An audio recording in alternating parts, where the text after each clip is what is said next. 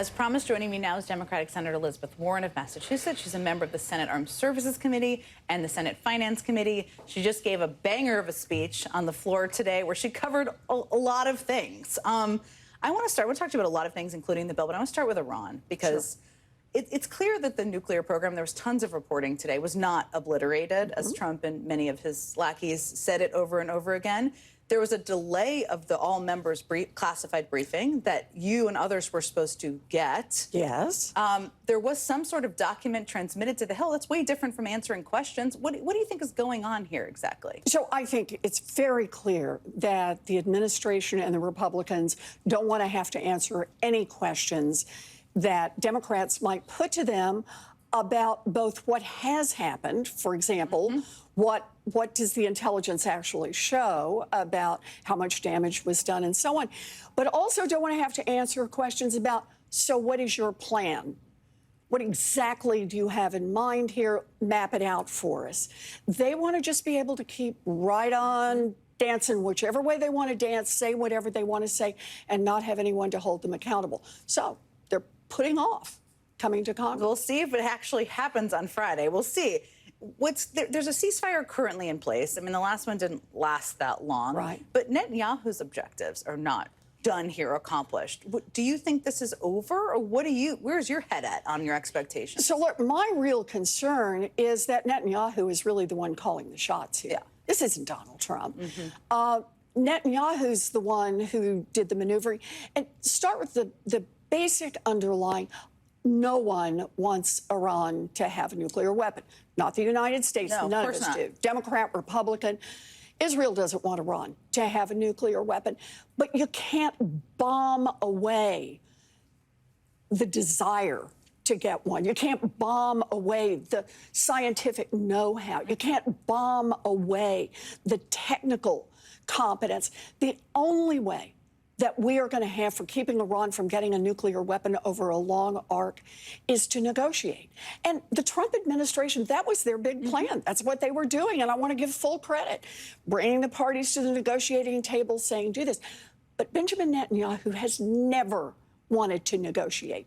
His plan, start to finish, is military. And he managed to maneuver things. Trump sees him on TV and sees that it looks like it's working. And the next thing we know, Donald Trump is sending bombs. You are on the Armed Services Committee. You also have three brothers who served in the military. The military is very close to your heart, is my point, as I think people watching know well. What is not clear is where this goes from here in terms of U.S. servicemen and women. And I haven't seen, but you tell me, that they have taken off the table, boots on the ground. Have they taken that off the table? No. No. In fact, yesterday we had the nominee, one of the nominees who will be one of the undersecretaries of the Department of Defense, who's in charge of this part of the policy planning. And he was saying, no, all on the table, all out there. Couldn't give us any specifics, couldn't tell us what their, what kind of plans they've put together. But everything still stays on the table. You know, you rightly say it. All three of my brothers served in the military. The oldest one, career military. My much older brother was in Vietnam off and on for 6 years, 288 combat missions. Wow. And we were blessed to be able to get him home, but a lot of people didn't, for a war that just started, one decision after another, after another, after another. And somehow, by then, we'd lost tens of thousands of our service members. We deserve, and our armed services deserves, a president who values their lives and uses them in ways that is appropriate to protect the American people, but not in the way that Donald Trump is going, not to throw them out there with no plan and no description of how it is they are protecting the United States of America. That is a beautifully stated way of talking about our men and women serving. Let's talk about the bill. We were just mentioning, we had so much to put in our opening. We didn't even get to Mitch McConnell and what he had to say today. We talked about Speaker Mike Johnson looking into a television camera today and saying there were no Medicaid cuts. God, is this going to be their party line? Yeah. Did they think people? Yes, the party line is to lie. And here is our super secret strategy as Democrats. We're out there trying to tell the truth about what is in this bill. because when people hear about the bill, when they understand what this bill is about, by about 2 to 1, they said that is a really terrible idea. And that's not just Democrats. That's independents, that's Republicans. People don't like this. So here is a bill that will take away health care from 16 million Americans. It will close community hospitals and community health centers all around the country. It will cause nursing homes to close when seniors who rely on that Medicaid to pay for their being able to be in those nursing homes, when that goes away.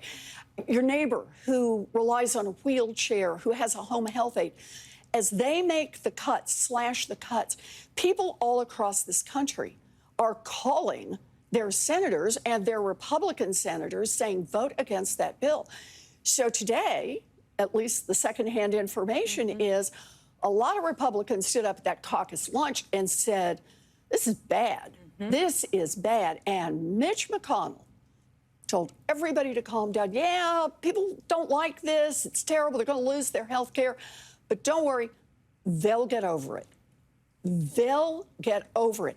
They'll get over losing their health care. They'll get over the fact that 51,000 people will die from these cuts unnecessarily, people who would have survived. So they're just saying, don't worry, they'll get over that their grandma was pushed out of a nursing home. They'll get over the fact that their neighbor lost his wheelchair and now has to be in an institution.